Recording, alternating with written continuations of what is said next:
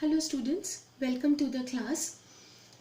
If you can remember, in the last class we had already discussed about the different properties of matter.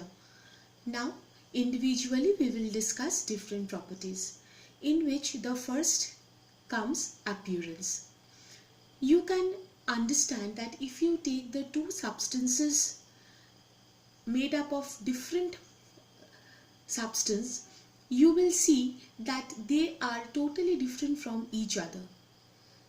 That means in the picture, one substance has been taken which is made up of iron, and another substance has been taken which is made up of copper.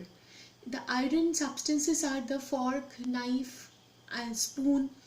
These are totally different in look as well as in the property from the substance which is, or the coins which is made up of copper.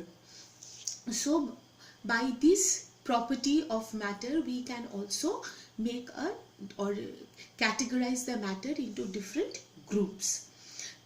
In this context, I must mention about the lustre. Lustre, now what does the lustre mean? Lustre means a soft glow present in some metals like iron, copper, aluminium, gold. On the other hand, some metals often lose their shine and appear dull because of the action of air moisture on them.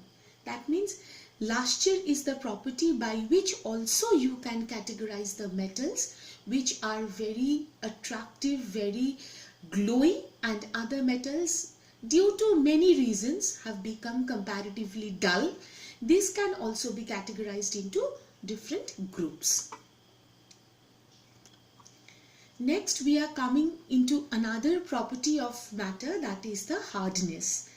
Hardness means when you press different materials with your hand, some of them may be hard to compress while others can be easily compressed. So by this you can categorized matter into two types. One is the hard material, another one is the soft material. Then what is hard material? The materials which are difficult to compress or scratch. Suppose you take an iron pin and you try to compress it or try to make a scratch on it. You will not be able to do. On the other hand, the soft materials are the materials which can be compressed or scratched easily. Say for example cotton. If you take a cotton and try to compress the cotton, it can easily be compressed. At the same time, if you want to scratch it, it can easily be scratched. So by these two properties again, the matter can be categorized into two different categories, hard matter or hard material and the soft material.